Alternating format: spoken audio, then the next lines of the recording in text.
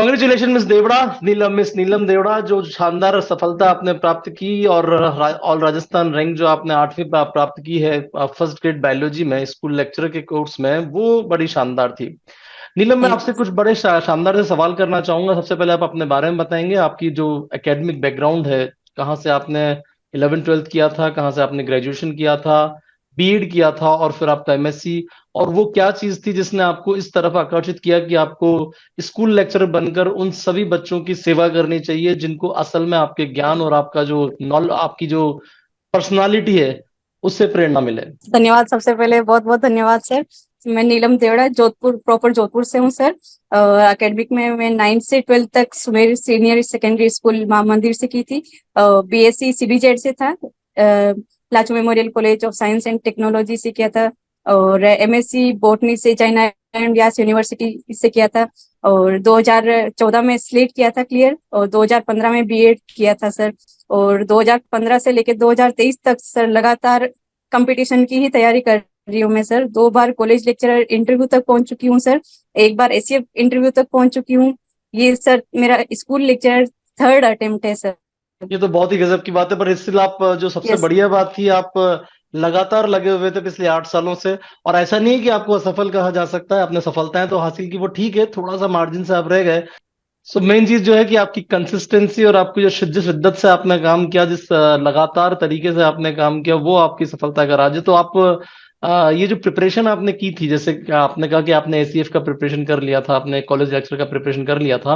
School yes lecture sir. थोड़ा सा अलग होता है जैसा मेरा मानना है, क्योंकि इसमें काफी ज्यादा छोटे लेवल की चीजें होती है, 12th level, graduation level, PG level, थोड़ा जीके यस भी सर। थोड़ा अलग तरीके का आता है। तो ये जो बायोलॉजी वाला सेक्शन था, उसकी प्रिपरेशन के लिए आपने क्या एक्स्ट्रा एफर्ट्स लगाए, जो कि आपके पास ऑब्वियसली समय काफी था एसीएफ के बाद से लेके अब तक। तो वो क्या एक्स्ट्रा सर तैयारियां थी जो आपने की थी? सर बायोलॉजी में आपका गाइडेंस रहा सर। और राजस्थान जीके में सर 2 बार कॉलेज लेक्चर दे चुकी थी, तो राजस्थान कंटिन्यू टच में था। और करंट पे ज्यादा फोकस करोगे तो आप एग्जाम इजीली क्रैक कर सकते हो सर, मेरा ये मानना है सर। और मैं सर लाइब्रेरी में पढ़ती थी, और मेरी आदत थी, मैं शॉर्ट नोट्स बनाती थी। शॉर्ट नोट्स से जल्दी क्लिक होता है, जो भी एग्जाम में क्वेश्चन वगैरह आते हैं तो वो जल्दी एकदम क्लिक हो जाता है। उसमें नेगेटिव मार्किंग के चांसेस आपको बहुत कम रहते हैं। तो इससे आपकी कट ऑफ अच्छी रहेगी आपकी। मैं ओके। यही बच्चों को एक्चुअली बोलना क्या चाहूंगी। ज्यादातर लोग वो हमसे आप क्वेश्चन करते हैं, सर सेलेक्टिव बता दो कौन सा इंपॉर्टेंट है।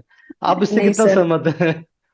मैं सर पूरा सिलेबस कवर करती थी, ए टू ले जेड तक।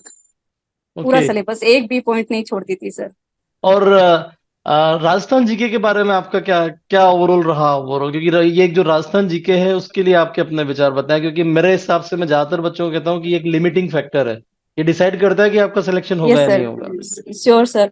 राजस्थान के बिना आप कोई भी एग्जाम क्लियर करना सोच ही नहीं सकते इसमें। इस बार तो 40% का क्राइटेरिया कर दिया, तो कट ऑफ इतनी हाई रही सर। और इसके लिए राजस्थान के लिए मैं लक्ष्य पढ़ती थी सर, और पनोरमा पढ़ती थी सर। ये दो, इनके अलावा मैं नहीं पढ़ती थी सर।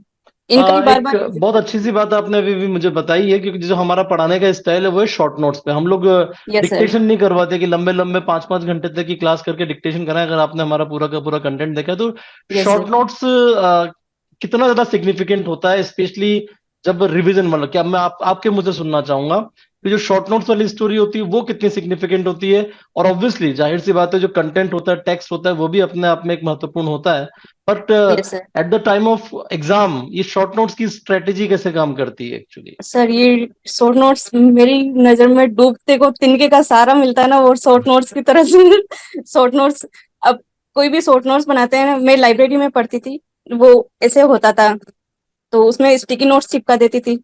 वो मैं उनको ज्यादा टाइम नहीं देती थी। जब नींद आने लग जाती थी तो एक बार रिवाइज कर लेती थी, वापस अपना पढ़ने लग जाती थी। वापस नींद आती तो रिवाइज करने लग जाती थी। तो वो जब एग्जाम में सवाल आते थे वो एकदम क्लिक होता था सर। तो फिर बेसिकली ये वो भयंकर लेवल का पागलपन था, किसी चीज को आपने सर। इतनी पागलपन लेवल तक चाहा कि मुझे तो यस। चाहिए ही चाहिए। ये यस एक सर। बहुत शानदार एक्चुअली आपका ओवरऑल बच्चों के लिए एक लेसन है, एक बड़ा शानदार सा पाठ है कि भैया अगर कुछ चाहिए तो किसी चीज को इतनी ज्यादा शिद्दत से चाहो कि सारी कायनात आपको वो चीज लाकर दे दे। ये एक फेमस फिल्म का डायलॉग है।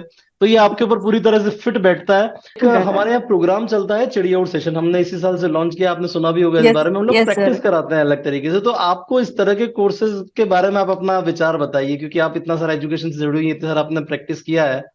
तो ये जो चिड़िया उड़ टाइप की चीजें या क्वेश्चन आंसर सेशंस होते हैं, ये कितना ज्यादा सपोर्टिव होते हैं एज ए स्टूडेंट, आप क्या कहती हैं? सर सर ऐसे नवाचार शिक्षा में आए तो बहुत अच्छी बात होती है सर। और आप ऐसे नवाचार लाते रहते हैं सर। हाँ, आपको तो एक बहुत बहुत नया धन्यवाद एक्सपेरिमेंट और सर। वो सफल भी काफी सारा रहा। आप लोग यस स्कूल सर, लेक्चर के ऊपर जरूर ही हमने सर। अप्लाई करना शुरू किया, लोगों को पूरे पूरे चैप्टर याद है उस चक्कर में, यस सर, क्योंकि हम यस लोग उस सर, पर सवाल पर सवाल, सवाल पर सवाल इतना ज्यादा करते हैं, तो उनको यस लगता है सर, यार ये तो सवाल यहाँ से ही बन सकता है। तो ये जो यस सर, सवाल बनाने की प्रक्रिया है, चूंकि आप तक तो हमने वो वाला यूज नहीं किया था, यस सवाल आप सर, कैसे क्रिएट करते थे, प्रैक्टिस कैसे करते थे आप अपने खुद के लेवल पे? ऑब्वियसली सवाल, क्योंकि फर्स्ट ग्रेड का ऐसे यस तो है सर। नहीं कि ये वाला क्वेश्चन बैंक कर लो हो जाएगा, अपने को सर मैंने तीनों लेवल पे बहुत, काम करना हो, यस तो वो सर, प्रैक्टिस कैसे किया आपने? मैंने जितनी भी सर बायोलॉजी की जहाँ से भी बुक्स की दुकान मिलती थी मेरे हस्बैंड के साथ में जाती थी। और वो एमसीक्यू होता था बायोलॉजी का, एमसीक्यू बायोलॉजी दिखा नहीं, घर पे आई वो बुक मेरे ओके ओके ओके। से। तो किताबें एक्चुअली एमसीक्यू हमेशा एक बायोलॉजी। संपत्ति होती है बहुत शानदार वाली, जो कि एक फिक्स डिपॉजिट है जिंदगी भर की। मैं आपको मैसेज बच्चों तक क्या दूं कि इनको प्रिपरेशन करते वक्त किन किन चीजों का ख्याल रखना चाहिए, और इतनी सारी जो आपके अंदर इमोशनल चाहत थी, एक किसी चीज को चाहने की जो क्षमता थी, और उसके लिए लगातार कार्यरत होने की क्षमता थी, वैसा कोई मैसेज आप बच्चों को देना चाहें? सर अगर सिलेक्शन लेना ही है तो उसके पीछे हाथ धो के पड़ जाओ सर। तो सिर्फ फर्स्ट ग्रेड दिखा था उस टाइम में जब कॉलेज वाला करी थी, कॉलेज दिख रहा था, लेकिन उसमें भगवान ने चाहा नहीं मेरे को कोई कि बात मेरे नहीं, को मिले अभी कुछ। तो एक बार फिर आपको मौका मिलने वाला है, अगले साल ही शायद, और मेरे इन 2024 लॉज में। मेरी फैमिली इतना सपोर्ट करते थे, तो उनका बहुत सपोर्ट ज्यादा सपोर्ट। ऑब्वियसली, उनको बहुत सारा धन्यवाद कि मेरे, उन्होंने इतना इस सपने को आपको साकार करने में मदद की। और सबसे बढ़िया बात है, आपकी 8वीं रैंक है, तो जाहिर सी बात है आपको होम होम डिस्ट्रिक्ट मिल ही जाएगा। यस सर, और एक चीज मैं और बताना चाहूंगी सर। ये एग्जाम हुआ था अक्टूबर में, हुआ उससे 1.5 महीने पहले मेरे फादर इन लॉ एक्सपायर हुए थे। फिर मैंने ओके एकदम हिम्मत छोड़ दी थी सर। ओके। फिर मेरे दोनों फैमिली ने मेरे को इतना सपोर्ट किया सर। फिर वो जुनून फिर वापस आ गया सर। चलिए, बहुत बढ़िया बहुत बढ़िया, इतनी गजब की आपकी बात रही, ये तो हिम्मत वाली बात है, क्योंकि ये आपकी जो घटना है, ये प्रेरणा है बहुत सारे लोगों के लिए और कि भैया हाँ सर। परिस्थिति कैसी भी हो, अपने को तो करना ही है, और चाहिए तो चाहिए ही सही।